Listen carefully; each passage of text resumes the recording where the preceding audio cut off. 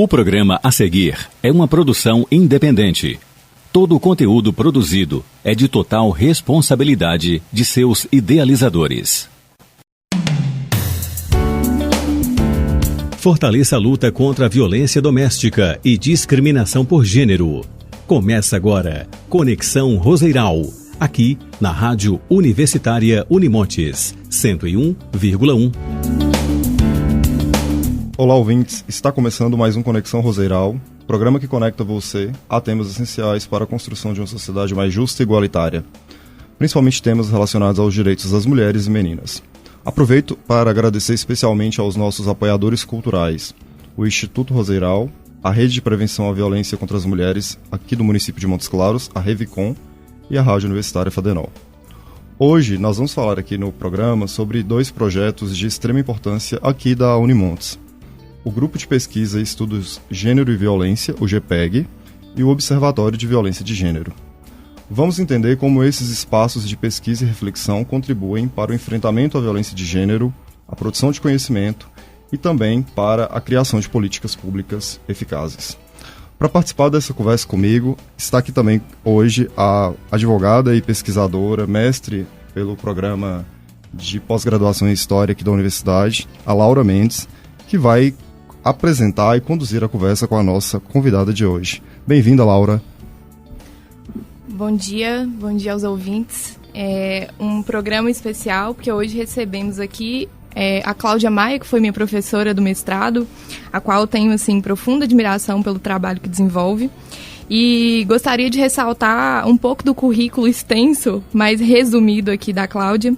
Pós-doutora em História pela Universidade de Lisboa, doutora em História com área de concentração nos estudos feministas, coordenadora do Grupo de Pesquisa de Estudo de Gêneros e Feminismo da AMPU, coordenadora do Grupo de Pesquisa Gênero e Violência aqui da Unimontes e pesquisadora. Dedica-se aos estudos com os seguintes temas: feminismo, estudo de gênero, direitos humanos e literatura de autoria feminina. Cláudia, seja muito bem-vinda. Obrigada, Laura. Olá, Eduardo e ouvintes da Rádio Universitária Fadenol. Cláudia, para a gente poder dar início à nossa conversa, eu queria que você explicasse um pouco para nós sobre o grupo de pesquisa, estudo de gênero, violência aqui da Unimontes, o trabalho que é desenvolvido desse grupo. Laura, primeiro eu agradeço vocês pelo convite para essa conversa e para divulgar os trabalhos do nosso grupo GPEG. O GPEG foi criado em 2006. No próximo ano a gente vai completar 20 anos de grupo, então para a gente é muito importante esse espaço para divulgar esses quase 20 anos de pesquisa na área de História das Mulheres, Estudos de Gênero e Feminismos. O grupo foi criado com o objetivo de justamente estabelecer esse espaço de debate entre estudantes e professoras e professores interessados e interessadas por essa temática. E naquela época, em 2006, não existia aqui na Unimontes ainda programas de pós-graduação na área de ciências humanas. O nosso primeiro programa foi o programa de letras, que é de 2008. Então, a gente precisava ter linhas de pesquisas consolidadas em temáticas para a gente conseguir consolidar a pesquisa e implantar programas de pós-graduação. Então, o grupo surge inicialmente com o objetivo de criar esse espaço para discussão em torno dessas temáticas, mas também consolidar a pesquisa nessa temática aqui. Um dos resultados, você sabe, Laura, você foi aluna do programa de pós-graduação em História, justamente numa linha de pesquisa que tem o gênero como uma das temáticas. Então, desde 2006, a gente tem desenvolvido pesquisas. O grupo de pesquisa está vinculado ao Departamento de História e ao Programa de Pós-Graduação em História, mas conta com pesquisadores de vários outros departamentos, Departamento de Ciências Sociais, Departamento de Educação, que compõem, né, o coletivo de pesquisadoras e pesquisadoras do grupo. Então, desde 2006, nós desenvolvemos pesquisas sobre história das mulheres, estudos de gênero e também sobre os feminismos. Desde que o grupo foi criado, em 2006, o principal objeto de pesquisa tem sido a violência, como o próprio nome indica, né? Então, as nossas pesquisas têm uma forte ênfase no tema da violência contra mulheres e da violência de gênero. No ano passado, a editora da Unimontes reeditou um livro, que foi um livro comemorativo dos 10 primeiros anos do grupo, um livro chamado Gênero e Submissão e Violência, em que traz ali algumas das pesquisas que foram desenvolvidas ao longo desse período. Então, a gente começa em 2006 com projetos financiados pelo CNPq e pela FAPEMIG com essa temática da violência. Isso é importantíssimo. Eu lembro bem que todos os resultados obtidos por vocês nos ajudam muito no desenvolvimento da pesquisa, mas é importante ainda porque isso dá visibilidade para a questão da violência e amplia ainda mais, né, o debate. E aí, com isso, eu queria entender como que para você esse trabalho, né, do grupo ajuda, fomenta nesse aspecto. Não existe, para mim, né, não existe pesquisa que não seja implicada com uma transformação social, com uma mudança, né? A pesquisa, ela vem para resolver problemas sociais. No meu caso, que sou das ciências humanas e sociais, claro. E a gente começou pesquisas com esse foco na violência justamente porque foi uma demanda da sociedade, né? Naquela época, não havia pesquisas aqui na Unimontes sobre violência de gênero. A gente nem falava ainda em violência de gênero. Mas sempre tinha alguma demanda com resultados, né? Para entender a violência ou querendo entender dados. Foi então que a gente começou o grupo e apresentamos o primeiro projeto para a FAPEMIG e depois para o CNPq com essa temática. Como resultado desse primeiro projeto, nós realizamos aqui na Unimontes a primeira conferência regional pelo fim da violência contra mulheres, em 2011. E nessa conferência nós começamos a discutir a necessidade da reabertura da Delegacia de Mulheres aqui de Montes Claros, que já havia sido fechada em 2007. Então, a partir dessa primeira conferência, começamos a movimentar e já começamos a um trabalho coletivo. A gente já tinha um trabalho em rede, mas que não estava formalizado enquanto um trabalho de rede, né? E um dos resultados dessa primeira movimentação foi a reabertura da DEAN em 2013, que é uma das principais políticas públicas de enfrentamento à violência contra mulheres no Brasil, né? Dessa conferência, a primeira, nós realizamos a segunda, que tivemos um amplo debate sobre a necessidade de criação de um juizado da Lei Maria da Penha. Depois nós tivemos uma terceira conferência que teve como objetivo justamente discutir a importância da articulação de uma rede de enfrentamento à violência contra mulheres.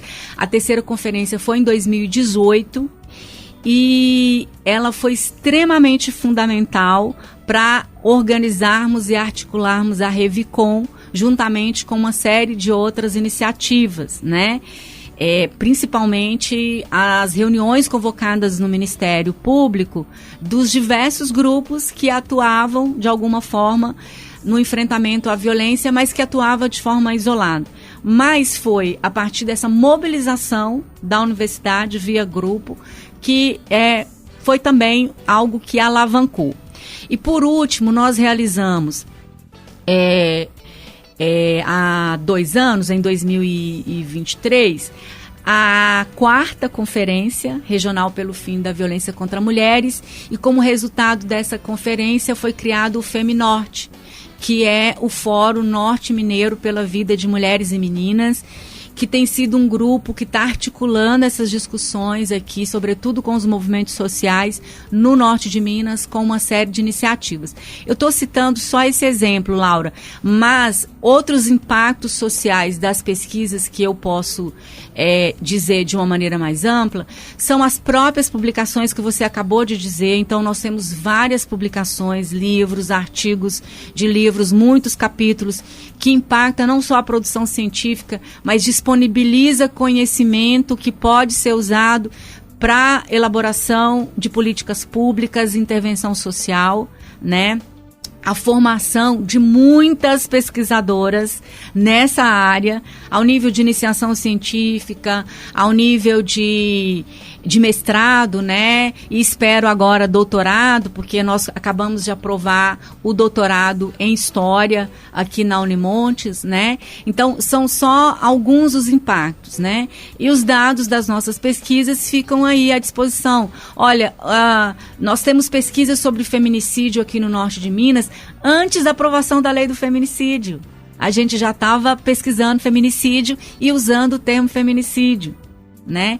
Então, para além desse impacto direto na sociedade, a gente produz conhecimento, que é o principal objetivo do grupo de pesquisa. São dados relevantes demais, né? E o convite para todos conhecerem o trabalho do grupo, porque eu acho que depois dessa explicação ficou concretizado a importância de tudo. E aí, Cláudia, eu queria entender um pouco, porque o norte de Minas, ele mantém traços de uma sociedade muito patriarcal, com papéis de gênero bem definidos, uma cultura que desvaloriza a figura feminina, o que causa um certo distanciamento com o próprio feminismo, né? E aí o GPEG, ele tem um projeto de pesquisa que se chama Memórias e Histórias de uma Vida de Mulheres no Sertão do São Francisco. E aí eu queria que você nos explicasse um pouco sobre esse projeto e quais os desafios que essa pesquisa encontrou para estudar esses discursos, essas práticas feministas emancipatórias da região. Laura, esse foi um projeto financiado pela FAPEMIG, né? É um projeto que a gente espera retomar, né? Depois que a gente encerrar esses outros que estão em andamento. E foi bastante interessante, assim, e de fato é necessário uma retomada. Quando a gente aponta lá esse distanciamento das mulheres do norte de Minas com o feminismo, nós estamos falando do início do século XX. Costumamos dizer que a segunda grande onda do movimento feminista no Brasil foi nos anos 20, com as sufragistas, que tinha como objetivo a luta pelo direito ao voto. Isso na década de 1920. Então, quando a gente fala desse distanciamento, nós estamos falando desse período. Porque hoje nós estamos integradas globalmente, né? Eu diria que hoje há um maior número de grupos de mulheres que se identificam como feministas e que estão antenadas, porque hoje a internet, as redes sociais conectam o mundo, né? E a gente não está fora disso. Mas quando a gente se refere ao início do século XX, né, que essa pesquisa ela teve dois momentos, né? Ela teve um primeiro momento que se dedicou mais aos estudos desse período, do início ali do século, e depois mais a metade do século XX. Nós estamos falando, o movimento feminista desse período, como eu falei para vocês, né, as sufragistas, era um movimento tipicamente urbano de mulheres burguesas. Então, quando a gente fala assim, a região do norte de Minas tem muita característica de uma sociedade patriarcal. Eu diria, o Brasil é uma sociedade patriarcal, né? A diferença é que esse movimento que surge nos anos 20 é um movimento de mulheres urbanas, de mulheres classe média, de mulheres burguesas, de mulheres escolarizadas. E quando a gente fala de Montes Claros dos anos 20, é uma cidade predominantemente rural. É uma cidade que ainda não está inserida dentro do que nós chamamos de modernidade burguesa. Então, esses discursos, né, do direito ao voto feminino, etc., ele não circula aqui como ele circula em outros espaços, né, em que as cidades são mais urbanizadas, mais aburguesadas, vamos dizer assim. Por exemplo, Diamantina aqui do lado. Nesse período já existem jornais feministas, né? Aqui em Montes Claros ainda não. O que não significa, Laura, que as mulheres não participam dos espaços públicos, né?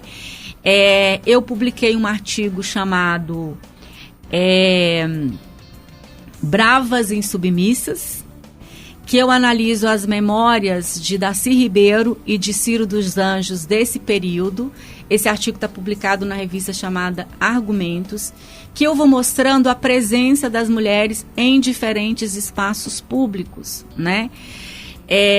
Inclusive influenciando a política. Se a gente pensa em nomes conhecidos nossos aqui, como a dona Tiburtina, como a dona Maria, a avó do Darcy Ribeiro, são mulheres que não têm direito ao voto, mas que de alguma forma participam da política local, inclusive conseguindo votos, né, para os seus aliados. Então, esse discurso feminista não circula aqui nesse período justamente pelas características mais rurais, vamos dizer assim, da nossa região e da nossa cidade. Cláudia, vou entrar um pouco aqui na entrevista, porque eu fiquei com uma curiosidade, porque um pouco na sua fala, você mencionou sobre a Revicon. E em outros programas aqui do Conexão Roseiral, nós já recebemos a Jasmile, a Bia Inácio. No último programa, a Leila Guzmão esteve aqui para falar sobre o triste feminicídio da Zélia, né, em um supermercado aqui de Montes Claros. Já apresentou também o Feminorte. Então, algumas dessas instituições, dessas organizações que você mencionou, eu acredito que os nossos ouvintes já estão familiarizados. Então, eu queria que você falasse para a gente, esclarecesse essa dúvida, e também pode ser de algum ouvinte. O GPEG, ele integra a Revicon também hoje? Então, é essa parceria aí que vai ter entre esse trabalho em rede e a pesquisa, essa integração com a universidade? Sim, o GPEG integra a Revicon. O GPEG está ali nos prelúdios da Revicon, porque, como eu falei, vai ser a partir das pesquisas, mas sobretudo a partir dessas conferências que a gente começa a se reunir, né? Para além desses que você citou, você vai ver que vai passar por aqui vários outros. Na primeira conferência, por exemplo, quem articulou foi o GPEG, juntamente com o núcleo, o NUDEM, o Núcleo da Defensoria Pública, sim, que naquela época era a única política pública mais precisa de enfrentamento à violência contra mulheres aqui. E depois veio a PPVD, que foi inaugurada em 2011, né? Inclusive, a inauguração da Patrulha de Prevenção à Violência Doméstica daqui de Montes Claros foi dentro da programação da primeira conferência pelo fim da violência contra mulheres. A UPM, né, que é um movimento de mulheres, um dos grupos, né, do movimento de mulheres mais antigos daqui de Montes Claros. Então, desde o início, o GPEG está presente, né, participando da articulação e agora, né, da consolidação da Revicon. Ou seja, é a universidade, porque não tem como você fazer uma rede sem ter ali presente a universidade com a produção do conhecimento. A gente tem um protocolo, não sei se as colegas que vieram antes de mim falaram para você sobre o protocolo. O que consolidou a Revicon foi a criação de um protocolo que os diferentes parceiros apontam ali qual é a sua responsabilidade, né? Qual a responsabilidade que assume diante, né, desse coletivo. E a responsabilidade, assim, o que cabe ao GPEG dentro da Revicon é a produção de conhecimento, é a disponibilização de dados que ajude a rede a se desenvolver, né, e a propor políticas públicas. Em razão disso, em parceria com a Revicon, nós propomos a criação do Observatório Norte Mineiro de Violência de Gênero. Então, o Observatório é um projeto da Revicon em parceria com o GPEG. É um projeto que recebe financiamento da FAPEMIG e há 2 anos nós temos recebido também emenda parlamentar da deputada Leninha, que tem financiado bolsas de pesquisas, né, e apoio para a Revicon. E esse projeto, ele, nos 3 primeiros anos, né, ele começou em 2023, o objetivo dele é justamente fazer a história da rede, né, um pouco disso que eu estou contando para vocês, porque a organização da Revicon em Montes Claros é uma iniciativa extremamente inédita, extremamente importante, que deve ser levada para outros lugares, né? E a Revicon é uma das poucas redes que de fato funciona e trabalha em rede, né? Dificilmente a gente vai encontrar em outros lugares uma rede que se reúne todo mês, como a Revicon faz aqui, com todos os parceiros, né?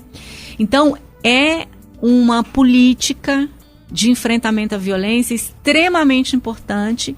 Então, a gente acha importante que essa história seja conhecida por outros lugares para que possa ser repetida. Não por acaso, várias cidades do norte de Minas têm procurado a Revicon para saber como é que se organizou, né? Para nós, da Revicon, né, a principal conquista do trabalho em rede foi a criação em Montes Claros do CRAM, que é o Centro de Referência do Atendimento à Mulher em Situação de Violência. Então, isso só foi possível devido ao trabalho em rede.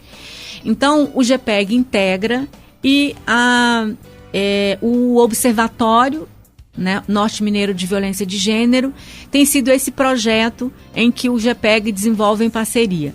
Para além da escrita da história da rede, nós também pretendemos avaliar os serviços da rede. A gente está fazendo já entrevista com mulheres que passaram por diferentes serviços, né, sobretudo mulheres atendidas pelo CRAM, para a gente saber aonde que pode ser melhorado, se tem que ser melhorado, o que falta. E uma outra proposta que a gente pretende fazer a partir desse ano é fazer uma análise multivariável, ou seja, de várias variáveis sobre a violência contra mulheres aqui no norte em Montes Claros, no percurso de 10 anos, ou seja, de 2013, que foi a reabertura da DEAN, até 2023, porque a gente quer entender não só se aumentou, se diminuiu, mas também os perfis dos agressores, das mulheres vitimadas e uma série de outras informações. Isso só vai ser possível porque finalmente nós conseguimos estabelecer um termo de cooperação técnica com a Polícia Militar, através da RISP-11, e também com a Polícia Civil. Então, esse termo de colaboração técnica foi assinado recentemente pela Unimontes, né, com essas instituições, e ele vai possibilitar que nós tenhamos acesso aos dados produzidos por essas polícias, e aí esperamos disponibilizar esses dados para a Revicon e para toda a sociedade fazer uso, né, para implementação de políticas públicas, para pensar outras pesquisas, enfim, né, acho que vai ser bastante importante. Quem está à frente da análise desses dados, né, que vai fazer essa análise dos dados, é a professora Ana Maria Lacerda, do Departamento de Economia, que é uma das pesquisadoras do Observatório. Você bem citou o Observatório e a gente fica muito curioso com o trabalho que é desenvolvido por vocês lá dentro. Eu queria entender um pouco como que esses dados são disponibilizados e como que esses dados também são utilizados para o enfrentamento da violência, para a diminuição da desigualdade, se a gente já tem algum parâmetro sobre isso. Nós estamos organizando um livro com alguns resultados das pesquisas do Observatório. Então, esse livro já está quase concluído, né? A gente já vai enviar para a editora. Então, uma das formas de disponibilizar os dados vai ser através dos livros. Já apresentamos trabalhos em vários eventos, então tem vários trabalhos publicados online com alguns resultados, né? De pesquisas desenvolvidas pelos bolsistas de iniciação científica.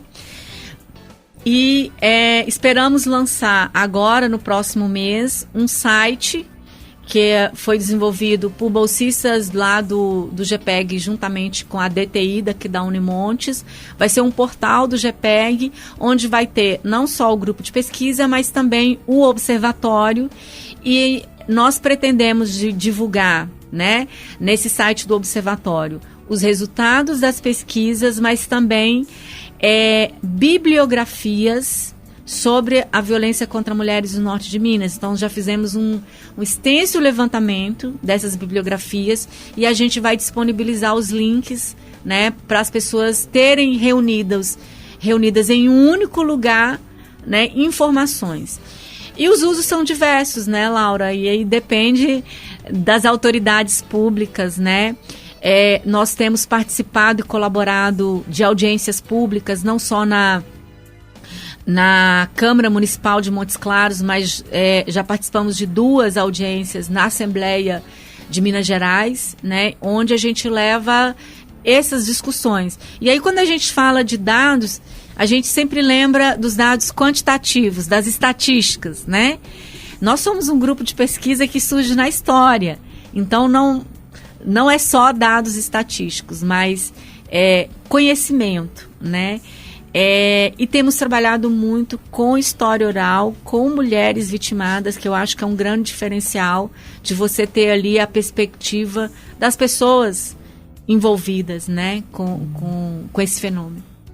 É um trabalho importantíssimo, né, para várias frentes. E aí, por fim, Cláudia, eu queria que você falasse um pouco como que o pessoal, os nossos ouvintes, a sociedade, podem auxiliar, colaborar com a iniciativa de todas essas pesquisas que você trouxe para a gente e principalmente na conscientização da violência de gênero. A gente na Revicom sempre diz que a violência contra mulheres, ela atinge toda a família. Não é por acaso que a Maria da Penha define violência doméstica e familiar, porque é uma violência que atinge toda a família. A gente tem que pensar cada vez mais que é um problema de cada um de nós e não só o problema da outra, né? A gente sempre acha que é o problema do casal, é o problema da outra, e não é. É um problema social. Eu acho que a gente pode começar...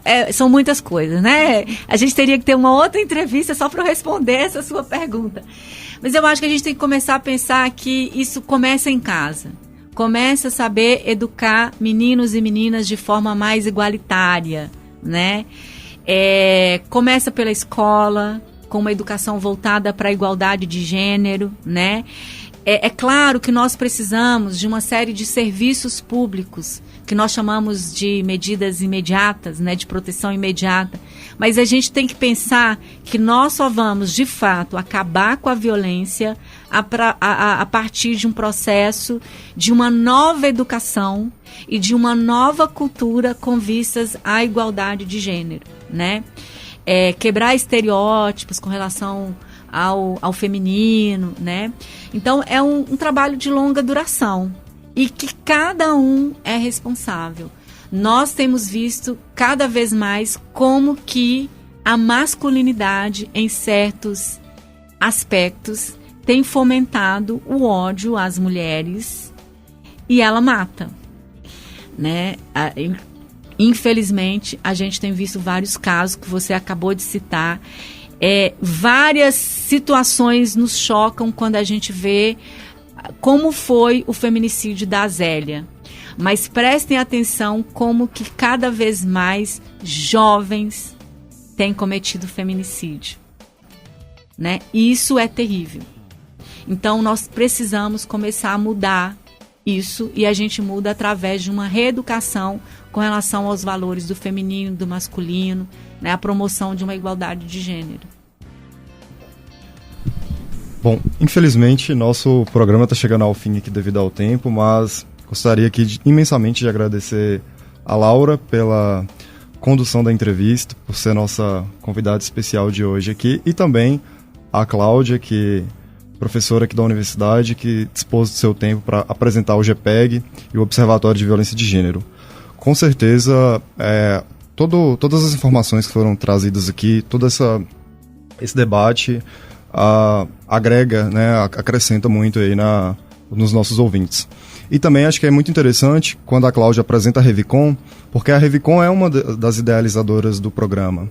Então, quando a gente tem hoje um espaço aqui na rádio universitária para poder falar sobre o assunto, para poder trazer você e outras convidadas, a gente tem um espaço na mídia, né, que dá esse alcance aí para tantos ouvintes, pessoas que agora estão aí indo para casa, voltando do trabalho, voltando da escola e que tem a oportunidade de ouvir aqui tantas informações interessantes. Então, agradecemos aos nossos parceiros do programa Conexão Roseiral, tanto a Rádio Universitária FADENOR, quanto a Revicom, assim como o Instituto Roseiral.